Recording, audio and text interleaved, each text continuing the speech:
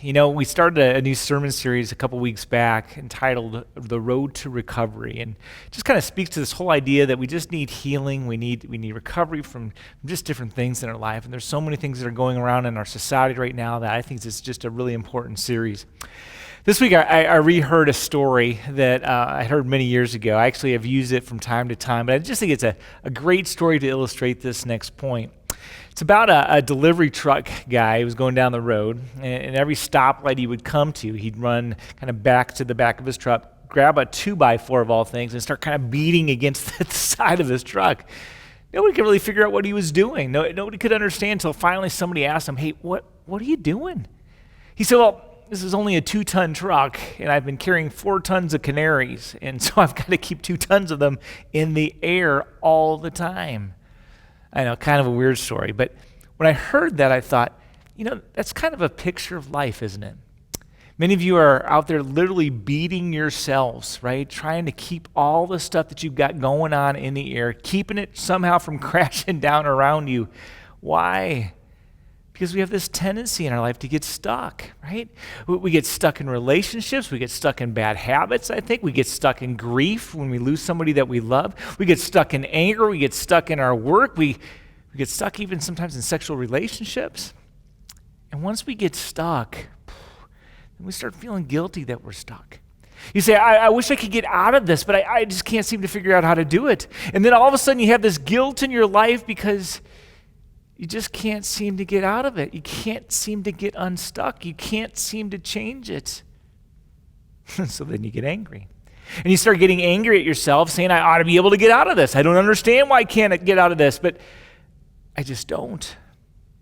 Then my anger turns into fear that nothing is ever going to happen, nothing's ever going to change. And all of a sudden, though it's not really in control of us, all of a sudden we feel like we're out of control and it's got a control of us.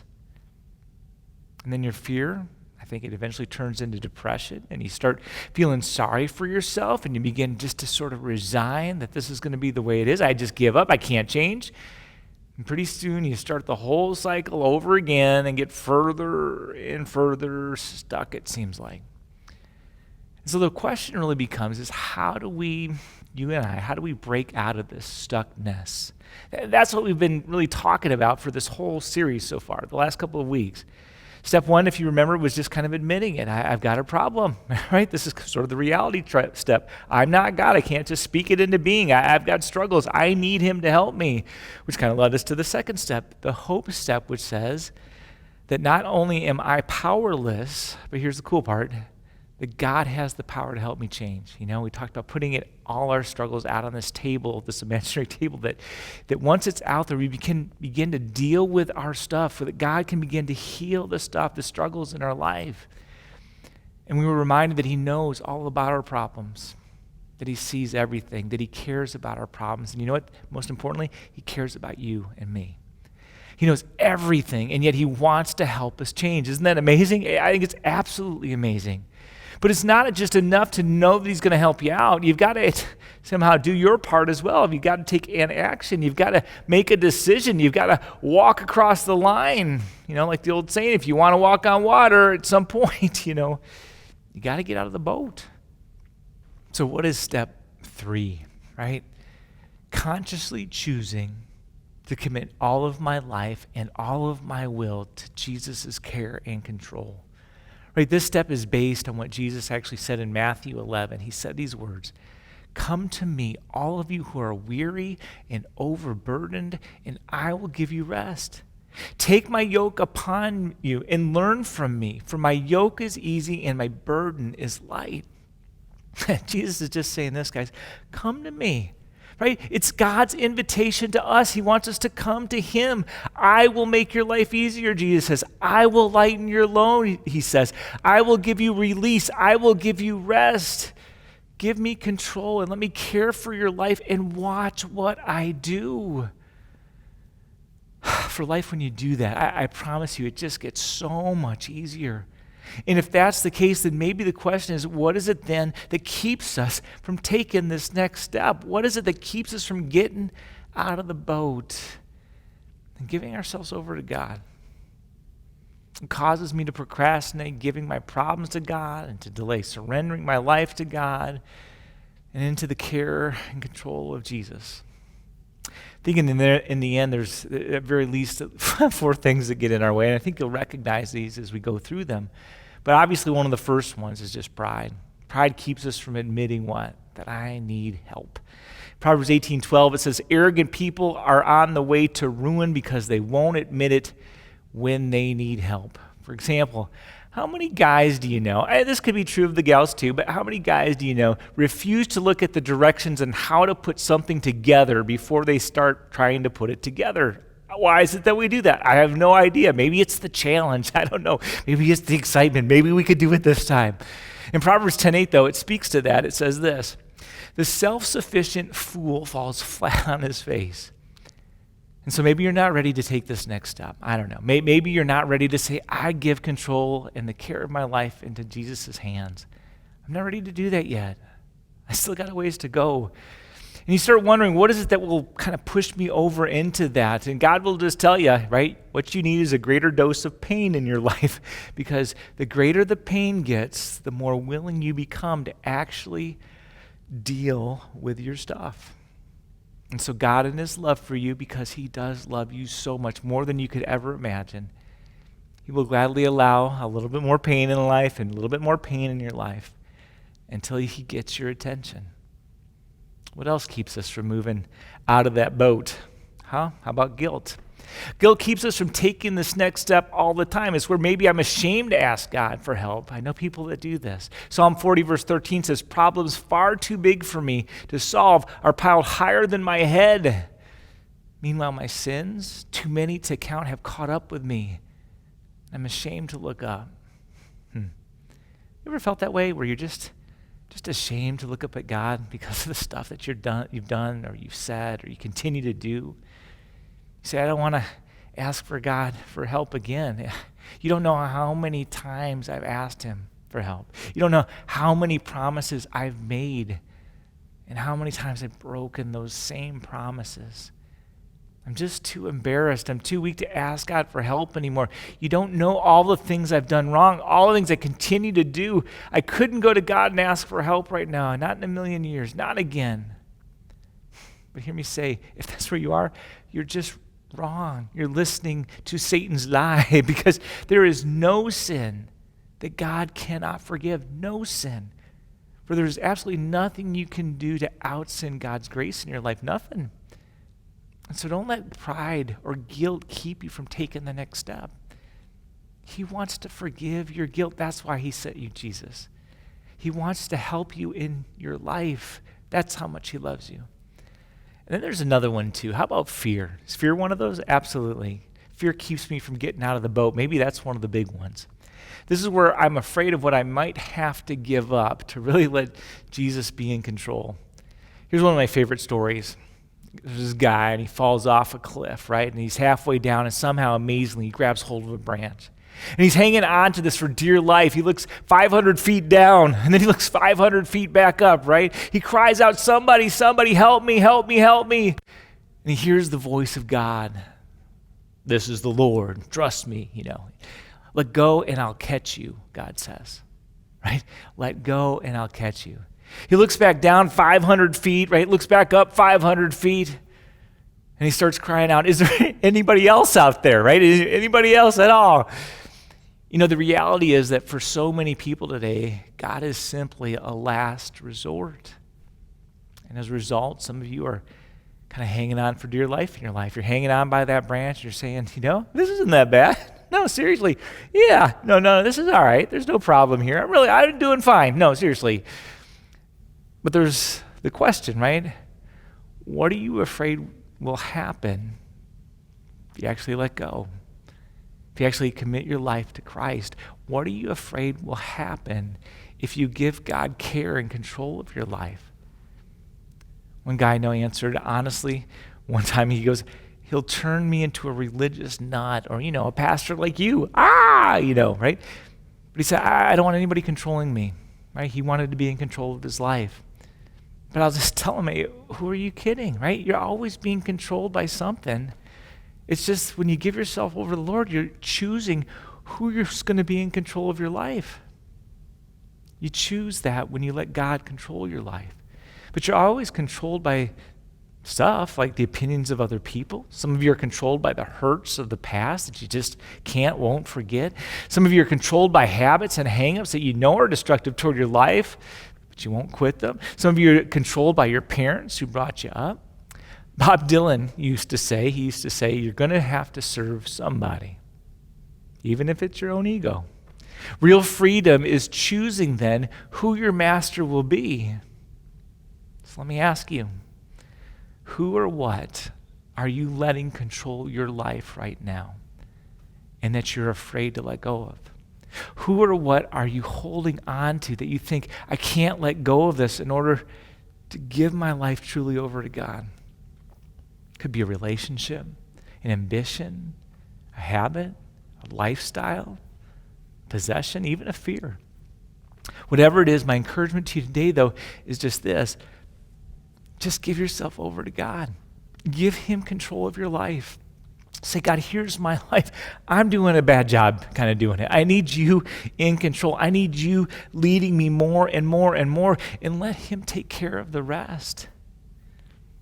But there's a last thing that keeps us from getting out of the boat. Maybe this is the big one in our culture today. I don't know. But it's worry. Worry keeps you from surrendering your life to the care and control of Christ. I think sometimes we confuse the decision-making phase, right, with the problem-solving phase. Sometimes we do this in staff, but we kind of work past it. But I'll give you an example of this. Back in 1963, JFK announced publicly, hey, we're going to put a guy on the moon by the end of the decade. It was a bold claim, right? That was a decision he made. Had all the problems been solved when he had made that decision? Absolutely not. But if you're a good manager, you know that you never confuse the decision-making with the problem-solving. Because if you confuse them, you'll never make a decision in the first place. You have to get to the point where you make the decision and then solve the problems. Kennedy said we're going to go to the moon. And then it was NASA's job, right? It was their problem to figure out all the problems and solutions after that. See, ultimately, the Christian life is sort of like that. It's a decision followed by a process. It's the same with recovery, right? It starts with a decision. It starts with getting out of the boat and trusting God for everything else. It starts with something in your head that says, okay, let's do this. Let's go for this. Somebody once wrote a book, and it had this title, and I've been using it liberally all the way through this message so far, but it's this: if you want to walk on water, then you got to get out of the boat. And I love that. I love that line because it talks about getting off the sidelines of life and into the game. In World War II, the Marines had a definite strategy that they would use when they went to kind of take over one of the islands in the Pacific from the Japanese. And they used the same strategy, actually, on every single island, and just amazingly, it worked every single time. But this is what they would do. First, the Marines would go to the island that had been kind of taken captive, and they would start bombing it, and they would just kind of pelt it over and over with bombs and grenades and all kinds of explosives over and over and over, and this was called the softening up period. I think many of you are probably going through a softening up period in your life right now. And there's all kinds of explosions that are going off in your life. They're just kind of sending fragments everywhere, right? And you're saying, this isn't working. This is just creating a mess in my life. And you come to a point in your life where you say, yes, I need something beyond myself because it's just not working. I don't know. I'm not smart enough. I'm not gifted enough. I don't have enough resource. I just can't solve it. But when you get there, it's the softening up of your pride. It's getting you to that place where we talked about last week where you cry out, I need your help, God. I need you in my life, God. There's just so much stress, so much brokenness. I need you. And then the second phase, you look at the Marines, is they would come in and they would establish a beachhead. And maybe it was only about 20 yards deep or 200 yards wide, but they would just get a presence on the island. And when they had established that beachhead, had they completely liberated the island yet? No. They had just actually gotten in, just a little bit of a foothold, but from there they began to fight the battles to take over the island. Sometimes they'd move 100 yards forward, and sometimes they'd get pushed back a little bit, and sometimes they'd win the battle, and sometimes they'd lose it. But everybody knew that once they established a beachhead, total liberation for that island was inevitable. It was just a matter of time. And in the history of World War II, interestingly enough, once the Marines had landed and established a beachhead, they never lost an island. It was just a matter of time that the entire island would be set free.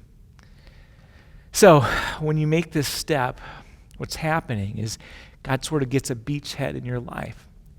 The Bible calls it conversion or being born again, but it just means that God gets a presence in your life. That he's God and you're not, right? That you're relying on his strength, on his wisdom, on his truth, on his power, on his forgiveness.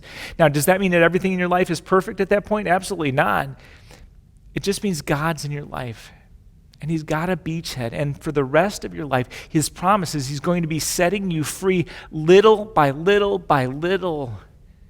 And it's a process. So don't worry about it so much. God says, just trust me. Maybe you worry that in this battle you couldn't hold on and you can't hold out. God even then says, don't worry. It's not your job to keep it. He says, I do the keeping. Cast all of your anxieties, that means all of them, all of your anxieties on him because he cares for you. He says, I care for you so much. I hold you in my hands. For in the end, it's not the size of your faith that matters, guys. It's the size of what you put it in, the size of your God that matters. You can have a giant faith and put it in the wrong thing and it doesn't do anything. It gets no results. Faith is not the issue. The issue is, what do you put your faith, your trust in? Because a little faith, a little trust in a big God, I promise you, gets amazing results. And so don't let any of these things keep you from taking this next step today. Because in the end, God is here for you, calling out to you, telling you how much he cares, how he's already forgiven you. Did you hear that? You're already forgiven, and how he just wants to help you. My friends, the reality is that not only is he there, but as we talked about last week, he is able. Jesus says, I stand at the door and I knock. And if anyone hears my voice and opens that door, I promise I will come in and have fellowship with them. As he sends us the Spirit, and I will comfort. As he gives us his word, and I will strengthen. And I will forgive. And I will replace that fear and that worry and that stress and that all that other stuff with hope. And the promise that every step of the way, I will be with you. Guys, go with that encouragement today, right? And I just challenge you today, if you haven't already, give God that beachhead in your life. Start looking to him more and more and more as your guide, as your boss, as the one that starts dictating your steps. And I promise you, as you make better decisions, as you follow him, and here's the thing, as you trust him with more and more and more of your life, you will absolutely see miracles done. So go with that encouragement today and with this blessing. May the Lord bless you and keep you. May his face shine upon you and be gracious always unto you. And may he look upon you now with his favor and grant you forever his peace. Amen.